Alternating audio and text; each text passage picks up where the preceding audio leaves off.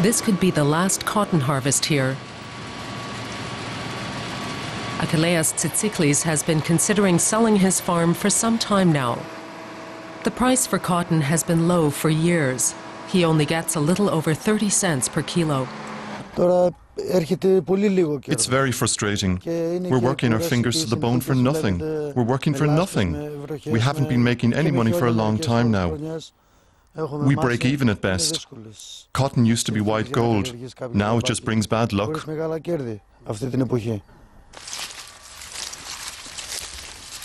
Tsitsiklis' great-grandfather planted cotton on these fields. But the plantations that his family inherited are losing their value. Greece can no longer produce as cheaply as the foreign competition. We can't compete with the Americans. They have huge plantations and can produce a lot more economically than us.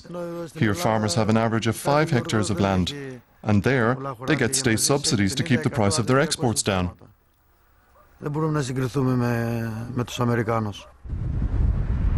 China is the biggest cotton producer in the world, followed by India. The United States is in 3rd place. Here in the heart of Greece, far off the tourist trail, 30,000 people still live from cotton farming. But more and more people are leaving the countryside, and the region is in danger of dying out completely.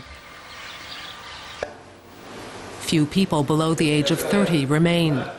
Here in the village cafe, the men hark back to the good old days, pre-free market days, when the European Union used to guarantee cotton prices 3 times today's level. But that was years ago. 90% of the young people leave the region. Most join the army. A few leave to go to university. Rural depopulation has increased enormously in the last few years. We can understand why they leave. There just aren't any prospects here. This could be the last generation of cotton farmers. The Greeks still process the cotton in a nearby factory, some 30,000 tons of it. But every year, the volume decreases as less and less of the crop is cultivated here.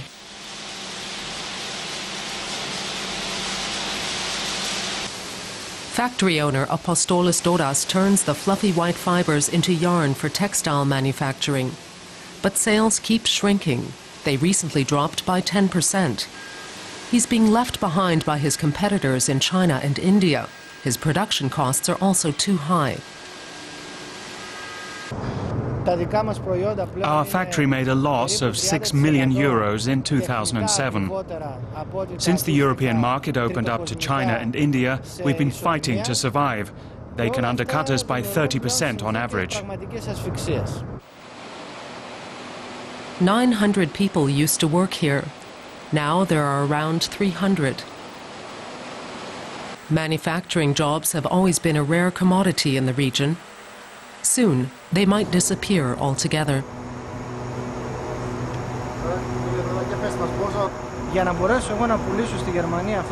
To stay in business, I export cones like this. We sell a kilo of cotton yarn to countries such as Germany at a 50% loss. In 2007, the owner invested in modern machinery to enable him to better compete in the market. He has to improve productivity in order to try to keep up with China.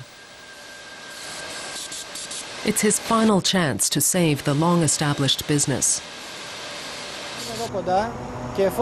What option do we have? Cotton is our life, it always has been. We are just hoping that things are going to improve, for example, when wages in China rise and with them the production costs. Asian imports will get more expensive and we will stay in business. The only secure jobs in the region are in the urban centers, but they're also rare. Tsitsiklis has been lucky and has found work as an ambulance driver. Not a dream job, but at least he can count on 1,300 euros a month after tax. I love cotton farming, but I can't support my family from it. Ambulance driving is a tough job because of the night shifts, but you can live off it. Most of the other farmers haven't been as lucky, and they continue to rely on cotton for their living.